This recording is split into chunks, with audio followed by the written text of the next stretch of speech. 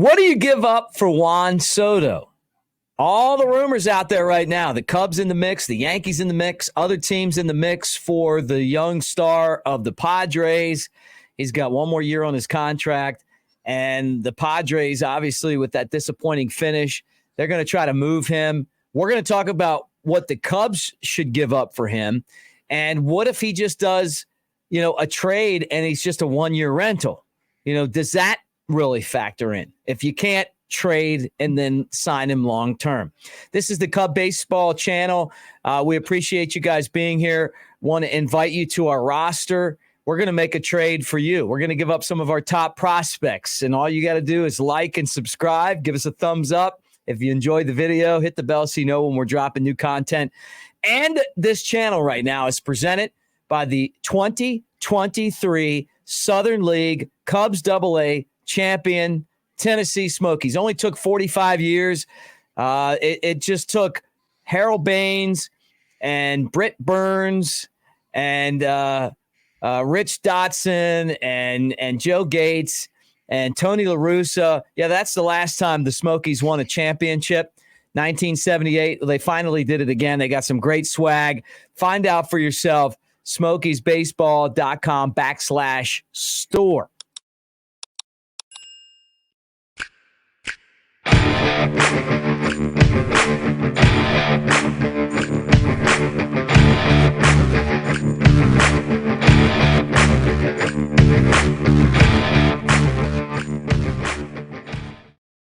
He's Chad Anderson. I'm Mick Gillispie, and tonight on the Cubs Baseball channel, we're talking about Juan Soto. I think that our channel is the first place where people started kind of putting the Cubs together with Juan Soto as a possibility. And I know a lot of other places have reported it, but I want to say, Chad, we were like at the top, the forefront of saying that there's a possibility. And I really do believe that there's a possibility that Jed Hoyer goes to his former team and comes up with a deal to bring Juan Soto to the Cubs, depending on what's going on with Cody Bellinger or not. The question is, what do you give up? Yeah, that's a tough one. And like you said, Jed Hoyer is no stranger to the San Diego Padres organization. And you look at some of the players from the past and the present that have ended up on those two teams one way or another, whether directly or indirectly, between Jed and the organization. But obviously Anthony Rizzo, I would think, is the most popular acquisition with the Cubs Padres history. But it is always good, Mick, to have that, camaraderie, if you will, like between yourself and another organization. And so that there's been a lot of speculation out there. Think about it. A couple of weeks ago, all we could talk about is, wow, is Pete Alonso going to be a Cub? And then it was, hey, are the Cubs going to re-sign Cody Bellinger, or did he make that post on, I think it was Instagram, to say farewell? And now all of a sudden, and you were the first one to kind of say it, and you're like, if Juan Soto is available, which we've talked about that, and the Padres wanting to shed payroll and whatnot and get the most they can in their return for some of the guys who are still under contract and control.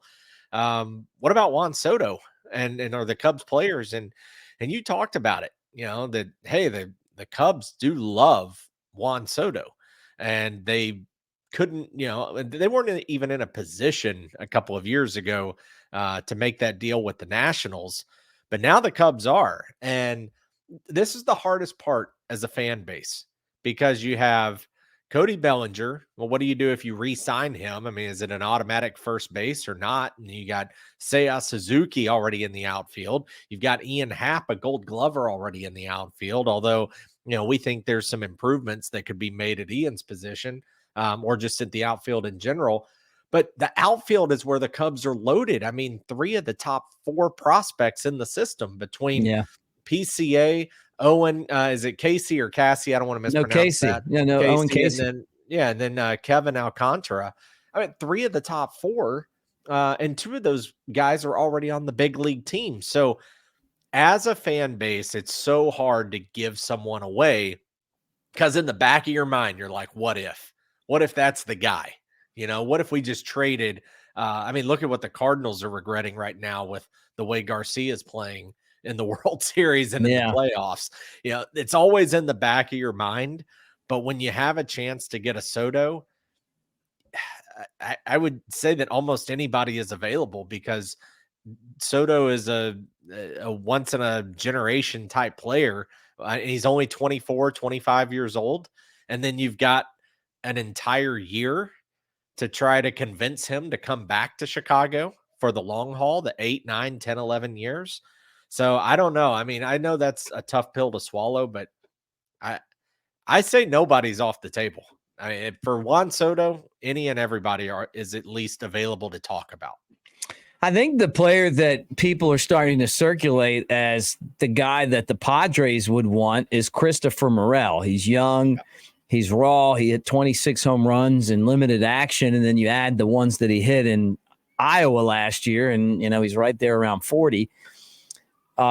He's got a lot of energy. The problem that the Cubs have is that he's just not an everyday player right now because you can't put him in any position and feel comfortable with his ability to play that. So he's got some learning to do, but the power is as good as anyone. He doesn't always make contact. There's some holes there, but he's a prospect. I mean, he definitely has some amazing long ball ability. He's definitely someone I think Cubs fans would love to see this trade made for Ian Happ, but I don't know that if the Padres are going to make this decision that they want to pick up that contract first off. And then, Ian Happ's a good player, but I just don't think that that's what they're looking for. I think they would love to have the low payroll of Christoper Morel, the fact that he brings you the pop into the lineup. Yeah. And for the Cubs, are you willing to give Christoper Morel up for a one-year guy if you're not able to sign him long-term? And I think the deal would be to follow what the Braves did with Matt Olson, make the trade, get him over as long as you can sign him long-term. And that's the question. I don't know. From what I understand, Juan Soto's agent is Scott Boras. So don't hold your breath if it's a Scott Boras client that they're going to go out there and make any kind of deal that is like that. I mean, they're going to want to, ride free agency and try to make as much money as they can. I mean, that's kind of what he's all about. But for the Cubs, it would be great to, hey, give him up and then sign this guy long-term, give him the 9 or 10 years that he wants. And I think that Jed Hoyer isn't afraid to give away a contract like that as long as he's getting a player like Juan Soto in return. And I think that investment-wise, it makes a lot of sense.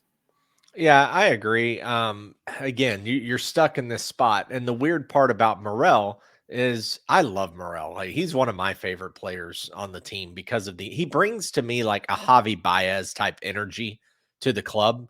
And he's just kind of got that little extra X factor to him and the attitude and the way he plays the game. He does have holes, things that have to get cleaned up, but he's only played 2 major league seasons. I mean, he hasn't even had 500 at bats in either season. The strikeout ratio has to get better, but I did see some situations where he looked better at the plate, a little more disciplined here and there during the season. His strikeout rate and his walk rate are pretty much the exact same from 2022 to 23. So you'd like to see the strikeout rate come down. It's at 31% this year, but his home run rate is up. It's over 6% now. He has shown the ability to hit in clutch situations. I forgot the team that the Cubs were playing. It was either August or September. Morel hit the walk-off home run. It was the White Sox. That's right. It was the White Sox. Thank you. So, boom. You hate giving somebody up. But again, that's the perfect person if you're the Padres, because you got a guy who's still under control.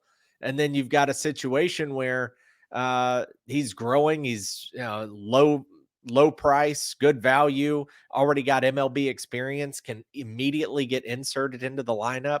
A lot of good going on there. So it sucks. It hurts, but you got to part ways to get a guy like Soto.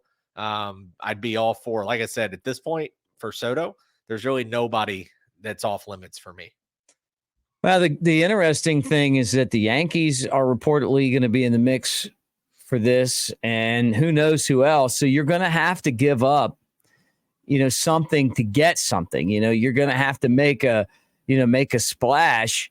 And a guy that hit 26 home runs basically in his real rookie season is definitely a player that you would feel comfortable with, if you were the Padres, getting back in return for a Juan Soto. Plus, you're cutting that big payroll, and you're not going to get anything for him because I don't think they're going to sign him anyway.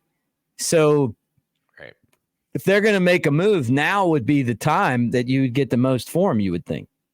Yeah, for sure. The other question is which domino falls first, because teams have to make a decision. And that is, are you trading for Soto? And then are you confident that you can sign him? And so that obviously eats up a ton of salary cap, or not a cap. We don't have a cap in baseball, but it eats up a ton of your payroll where you start falling into the luxury tax issues. And so do you sign him? But then if you sign him, you're pigeonholed or boxed out, depending on how creative you can get with other guys that may be coming available, such as Bellinger, or if you want to get Alonso, or if you're in play for Matsui, a closer out of Japan, or Yamamoto that we've talked about, or you still want to try to go get Brad Snell or Blake Snell or Josh Hader. Yeah, there's just another Padre, by the way. Yeah, both Padres, Snell and Hader. So it's which domino falls first. If it's all prospects, but then you still got to sign him. I mean, that would be the goal, I would think, and then that kind of washes you out for some of the other big signings. But the good news is the Cubs have a plethora of prospects and not a lot of room to put them. Right. So you just got to figure out, where some of these guys are going to go, where you're going to spend some money, where things are going to play themselves out, and kind of go from there. But it will be interesting. There's a lot of big names out there available via trade with the Padres, or available free agency, or available with an international signing. That it's going to be a busy offseason. Well, keep an eye on it. We want to know what you guys think. What do you think? Is Juan Soto worth giving up Christoper Morel? Would you rather give someone else up? You got to think of the financial aspect of it, too. If you're the Padres, one of the reasons you're making this deal is to cut payroll. So you want to get someone younger back that can produce. What are the Yankees willing to give up? What are some of the other teams? Are the Mets going to get in this conversation? You just don't know. And are you able to sign this guy after you make a trade for him? That's the other question. Guys, thanks for hanging out with us on the Cubs Baseball channel. Make sure that you're on our roster. We want you on a roster. It's really easy to do. Like and subscribe. It's free. And make sure that you hit the bell so you know when we're dropping content. Thumbs up if you like the videos, and we'll keep them coming. Thanks for hanging out with us. Go Cubs.